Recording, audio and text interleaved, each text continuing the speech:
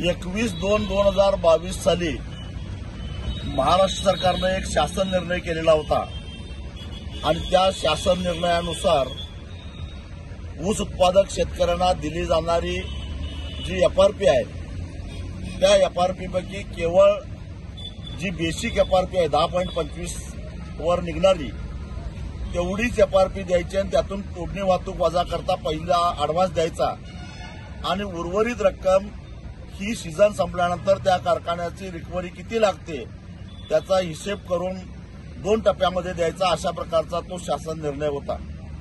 त्यामुळे 2-2 वर्ष शेतकऱ्यांना एफआरपी मिळत नव्हती। साखर कारखाने या शासन निर्णयाचा गैरफायदा घेत होते।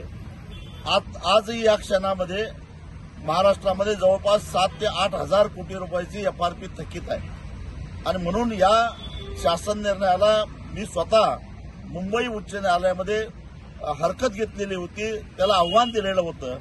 जवळजवळ 3 वर्ष त्याच्यावर सुनावणी होत नव्हती।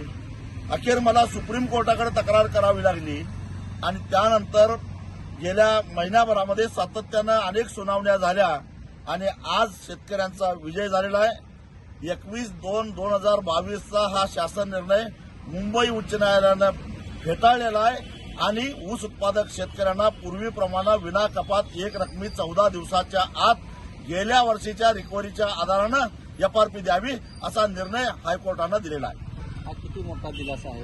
हा फार मोठा दिलासा। गेल्या अनेक वर्षापासून ही पद्धत महाराष्ट्रामध्ये चालू होती, पण मध्येच उद्धव ठाकरे यांच्या नेतृत्वाखालचं महाविकास आघाडीचं सरकार असताना याच्यामध्ये बदल केला गेला आणि तुकड्या तुकड्यानं शेतकऱ्याला एफआरपी द्यायचा अशा प्रकारचा हा बदल होता। कारखानदारांच्या दबावाला बळी पडून महाराष्ट्र सरकारनं हा निर्णय घेतलेला होता, परंतु पुन्हा एकदा न्यायालयामध्ये जाऊन आम्ही या सगळ्या साखर कारखानदारांना 4 मुंड्या चित केलेला आहे।